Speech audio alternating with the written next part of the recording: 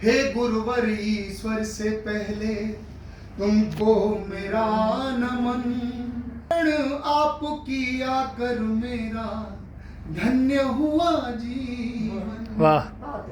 आइए मैं बड़े आदर के साथ अपने गुरुदेव को आवाज देता हूँ कि वो आए और हम लोगों को आशीर्वचन के रूप में अपने दीवा। गुरुदेव सर्वे गुरुदेव को नमः। जी कितना टाइम दे रहे हो? देखिए शिक्षक के लिए समय तो यूं नहीं है कि उन्हें 2-2 घंटे 3-3 घंटे पढ़ाने का अनुभव होता है। इसीलिए समय देना जरूरी है। तय करके लाई थी। यार आप टाइम को वो नहीं करेंगे। आदरणीय की क्लास में बताऊं मैं हम क्या कितने लोग मिस करते हैं। अगर आपने नाटक पढ़ लिया गुरुदेव से तो आप भक्त हो जाएंगे गुरुदेव की। बहुत गुरुदेव मैं तो अभिभूत हूँ, क्या करूँ। आज वृंदावन जाना हुआ लेकिन दुर्भाग्य के दर्शन नहीं हो सके।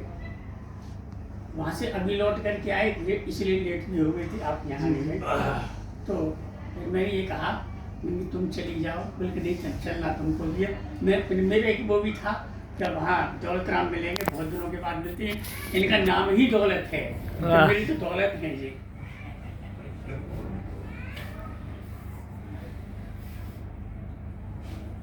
शिक्षक दिवस की आपको बहुत बहुत शुभकामनाएं। अगर अध्यक्षीय दायित्व का निर्वाह किया जाए तो बात लंबी हो जाएगी, क्योंकि जितने वक्ताओं ने बोले उन सब का वो करना, साथ देना, तो उसमें एक और स्थिति होती है कि आपने उनका ओरिजिनल भाषण सुना है, वक्तव्य सुने हैं, बहुत ही चटपटा, बहुत ही मीठा, बहुत ही अच्छा। और जब अध्यक्ष उन्हीं बातों को दोबारा से कहता है तो सही है कि वो उसका सार कहता है, लेकिन वो एक तरह से इंसिपिड हो जाता है। यानी जो डिस्टिल्ड वाटर होता है ना, डिस्टिल्ड वाटर, तो वो डिस्टिल्ड वाटर हो जाता है, उसमें कोई स्वाद नहीं होता। पवित्र तो बहुत हो जाता है लेकिन कोई स्वाद नहीं होता। तो मैं आपके उस स्वाद को नष्ट नहीं करना चाहता, इसलिए मैं उसको छोड़ करके मैं अपनी 2 मिनट में कुछ बात की। जी जब वहाँ से हम चले थे पनिगर से, तो मैंने इनसे ये कहा था अगर तुमको पहले बुलवाया तो मैं ये कह करके अपना पिंड छुड़ा लूँगा कि भैया जो मुझे बोलना था तो इन्होंने बोल दिया। और अगर मान लीजिए मैं पहले बोलूँ तो तुम भी इस बात के कह देना। लेकिन ये बात कहूँ तभी थोड़ा अच्छा नहीं लगेगा, ये कहेंगे तुमने तो मेरी नाक काट दी। फिर ये हमारे दौलत राम जी इतनी देर से कह रहे हैं कि इन्होंने उनको पढ़ाया, ये किया वो किया, जब मैंने क्या किया मुझे कुछ नहीं पता। तो फिर मैंने सोचा मैं क्या बोलूं। तो मुझे कबीर का दोहा सभी ने बचपन से ही पढ़ा है, गुरु गोविंद दोनों पढ़े काके लागू पाए, बलिहारी गुरु आपने जिन गोविंद दियो। मैंने सोचा कि इसका अर्थ क्या है। बलिहारी गुरु आपने जिन गोविंद दियो बताए, तो गोविंद कैसे बताया, कैसे किया, ये बड़ी गहरी बात। मैंने उसका चिंतन किया तो मुझे एक कथा मिली, और वो कथा नारद जी की कथा। सब जानते हैं नारद जी को। नराणाम समूह नारह नारम ज्ञानम तद्ददाति थे नारद, यानी नार माने ज्ञान का समूह, उनको जो देता है वो नारद है। और नराणाम समूह नारम तद्यति खंडयति कलहवानात इति नारद। जो नर का समूह होता है नार, उसको कलह करा करके खंडित कर देता है, बिखेर देता है, यानी बिगाड़ देता है, वो भी नारद होता है। कह देते नहीं अरे भाई नारद जी। तो ऐसे ही नारद जी के अब मुझे नहीं पता, लेकिन मैंने जो सुना दंत कथा है कि नारद जी ने कोई गुरु नहीं बनाया था। नारद जी को यह अभिमान था कि मैं तो ब्रह्मर्षि नारद हूँ, मैं तो ब्रह्मा जी का पुत्र हूँ, मैं किसको अपना गुरु बनाऊंगा। और भगवान विष्णु को ये बात बहुत चुभती थी। तो एक बार उन्होंने सोचा कि इनको कुछ शिक्षा दी जाए। तो नारद जी श्रीमन नारायण नारायण करते हुए अब पहुँचे उनके दरबार में, क्षीर सागर में। आओ नारद, कैसे है आप? पूरे लोक का भ्रमण करते हैं, बताइए लोग कैसे रह रहे हैं, क्या है। उन्होंने अपनी बातें की और बात कहने के बाद हम चले गए नारद जी। तो नारद जी ज़्यादा एक स्थान पर ज़्यादा रुकते भी नहीं।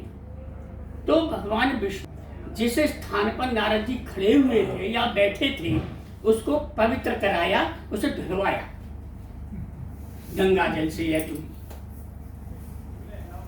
उनकी प्रेरणा से उनको नारद जी को उन्होंने फिर बुलाया, क्योंकि उनको तो शिक्षा देनी थी। तो नारद जी जब आए, बोले कहो नारद। तो नारद जी की दृष्टि वहां गई, ठीक है मैं तो आया हूं, लेकिन पहले मुझे एक रहस्य बताइए। बोले क्या बात है नारद? बोलो। कि मैं यहाँ बैठा था और उस स्थान को आपने धुलवा दिया, इसका क्या रहस्य है? बोले नहीं कुछ बात नहीं है, ये सब ऐसे ही, तुम बता अपनी बात कहो। कि नहीं साहब ये बताइए। तो उन्होंने कही देखो नारायण, जो व्यक्ति निर्गुण होता है, निर्गुण माने जिसका कोई गुरु नहीं होता है, जो अपना कोई गुरु नहीं बनाता है, वो व्यक्ति जिस स्थान पर बैठ जाता है या खड़ा हो जाता है, वहां जाता है, वो स्थान अपवित्र हो जाता है। और चूंकि तुम्हारा कोई गुरु नहीं है, तुम यहाँ आए और ये स्थान अपवित्र हो गया, मैंने इसे पवित्र करा दिया। तो ये बताइए प्रभु, मैं गुरु किसको बनाऊं? क्योंकि उन्होंने बताइए अब मानता है ना कि मेरे समान कौन है। महाराज ये बताइए कि मैं किसको गुरु बनाऊं? तो उन्होंने कहा अच्छा ठीक है, कोई बात नहीं है, तुम जाओ और तुम्हारे रास्ते में जो भी व्यक्ति मिल जाए, जो भी आ जाए, उसी को अपना गुरु बना लेना। नारद जी भगवान की तो लीला, पहुंच गए भगवान एक बहुत ही दीनहीन भिखारी और अज्ञानी इस प्रकार का ढूंढा है। तो चूंकि भगवान का आदेश था, उस व्यक्ति को दे करके नारद जी उनके चरणों में नतमस्तक हुए और दिए, गुरुदेव कृपा करो, गुरुदेव कृपा करो। नहीं क्या बात है, क्या बात है? कि नहीं आप मेरे गुरु हैं। अच्छा ठीक है, कोई बात नहीं, बहुत अच्छी बात है। उन्होंने भी कह दिया राम राम कहो, राम राम कहो, भगवान नाम। भगवान नाम तो वो लेते ही लेते थे। फिर उनको बड़ी खुशी हो रही थी नारद जी को। तो नारद जी पुनः लौट करके भगवान विष्णु के पास पहुंचे। भगवान विष्णु मुस्कुराए, बोले कहो नारद, गुरु बना लिया?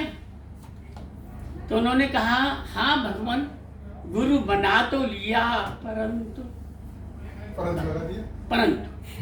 क्योंकि मैं इतना विद्वान, मैं इतना ब्रह्मर्षि, और मुझे ऐसा गुरु आपने, ऐसा व्यक्ति मेरे सामने पड़ा बहेलिया टाइप का बोल, तो उसको मैंने गुरु बनाया। तो परंतु लगाया तो भगवान नाराज हुए और उनके नाराज जाओ, तुम 84 लाख योनियों में घूम करके जन्म लो, तब तुमने आना, क्योंकि तुमने गुरु में परंतु लगाया।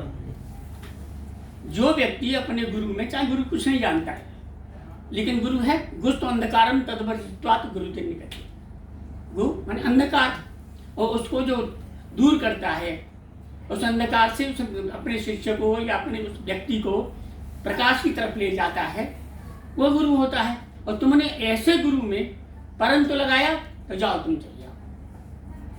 अब नारद जी ने सोचा कि अगर एक एक साल में भी रहूंगा तो 84 लाख वर्ष तो मुझे इसी प्रकार से बनाएगा और मैं भगवान के दर्शन भी नहीं होंगे।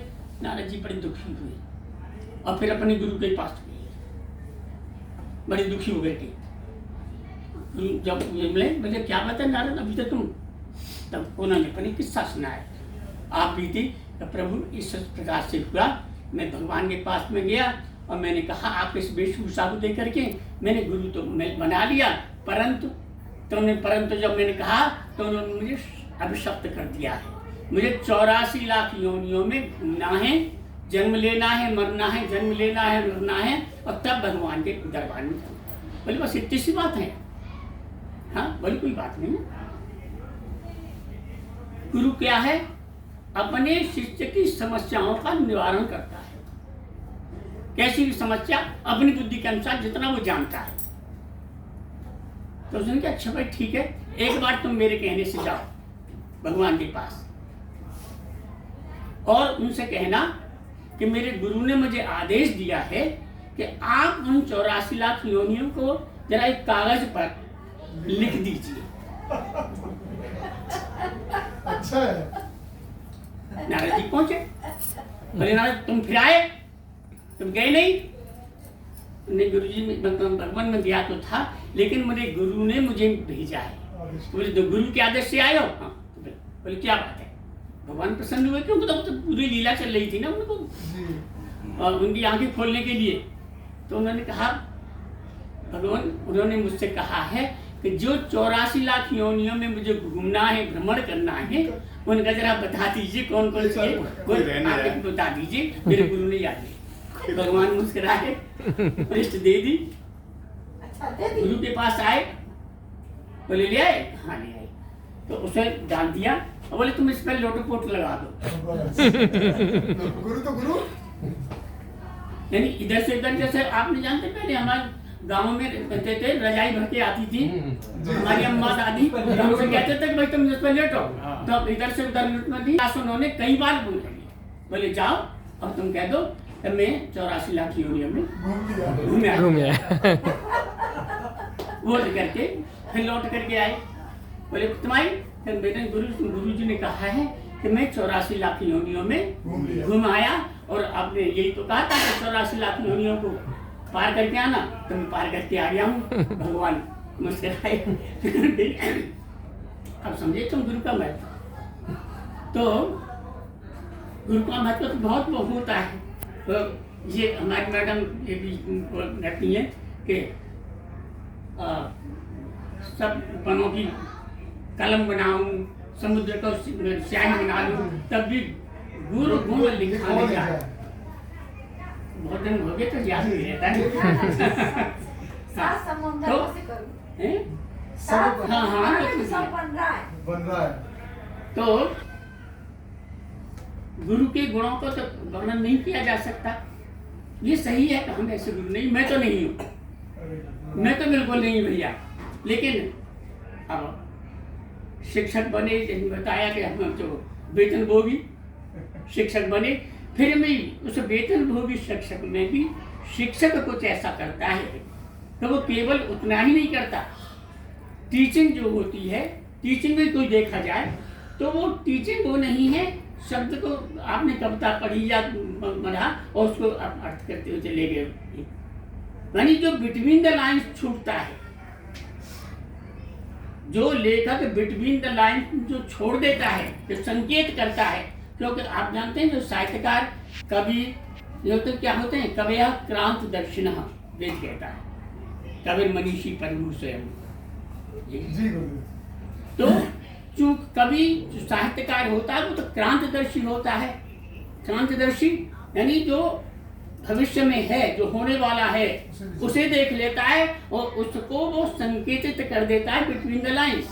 और अध्यापक का ये काम, एक गुरु का ये काम है, तो वो बिटवीन द लाइन्स जो कभी छोड़ देता है उसको अपने शिष्यों के सामने प्रस्तुत करे। अगर ये हम ऐसा कर देते हैं तो हम शिक्षक हैं, अन्यथा हम शिक्षक भी नहीं। तो इन शब्दों के साथ इन्होंने कहा था कि बहुत कम बोलना है और नहीं, इसलिए भी ये शाम को फिर खाना भी खाना है। यही हो सकता क्लास में रहते थे। यही हो सकता क्लास में कोई विद्यार्थी छोड़ी नहीं क्लास सर की। इसलिए मैं तुम्हारी आज्ञा का पालन कर रहा हूँ। अरे सुनकर